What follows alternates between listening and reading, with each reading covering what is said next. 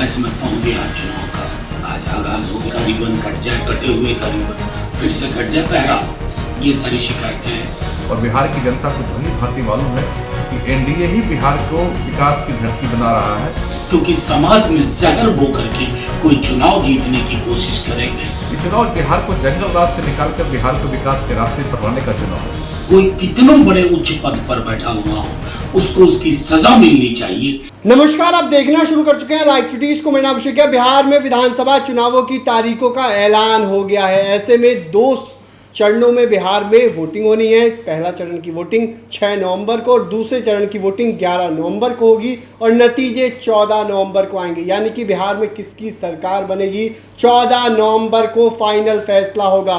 लेकिन आपको बता दें कि इसको लेकर चुनावों के ऐलान होते ही बीजेपी और साथ ही साथ आरजेडी ने क्या कुछ कहा है, तमाम बड़े नेताओं ने क्या कुछ कहा है, पहले आप वो सुन लीजिए।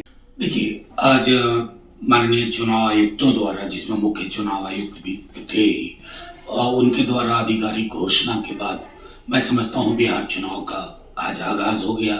मॉडल कोड ऑफ कंडक्ट, हालांकि बहुत सारी विसंगतियां रही, आखिरी वक्त तक इसका उद्घाटन हो जाए, उसका रिबन कट जाए, कटे हुए का रिबन फिर से कट जाए, बहरहाल ये सारी शिकायतें तो अब जनता के समक्ष ही होंगी। लेकिन महत्वपूर्ण ये है एक पहलू कि हमें ये ध्यान रखना चाहिए कि हमें इलेक्शन कमीशन के रूप में पुराना रेफरी चाहिए, जो रेफरी की भूमिका में हो, पार्टी ना बने। ये महत्वपूर्ण है और हम लगातार इस बात को कह रहे हैं कि माननीय मुख्य चुनाव आयुक्त से भी कहा है, अन्य चुनाव आयुक्तों से भी कहा है, ये जो नफरत की जुबान बोली जाती है उसके लिए आपको बहुत ही अपने प्रोविजंस का इस्तेमाल करना होगा।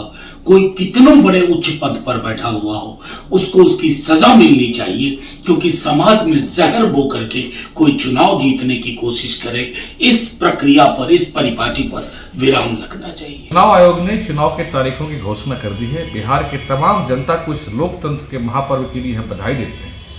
निश्चित रूप से बिहार की जनता का आशीर्वाद और प्यार एनडीए के साथ मिला हुआ है। 2 चरणों में चुनाव की घोषणा की है चुनाव आयोग ने, 6 नवंबर और 11 नवंबर। एक करीब 40 साल बाद ऐसा हुआ कि बिहार में 2 चरणों में चुनाव होगा।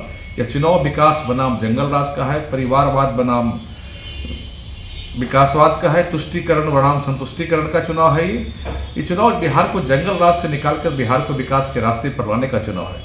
और बिहार की जनता को भली भांति मालूम है कि एनडीए ही बिहार को विकास की धरती बना रहा है। एनडीए ने ही बिहार में विकास का नया परचम लहराया है। हर क्षेत्र में आज बिहार विकास की नई ऊंचाइयों को छू रहा है। इसलिए पूरा भरोसा है कि बिहार के मतदाता, बिहार की जनता का आशीर्वाद एनडीए के साथ रहेगा।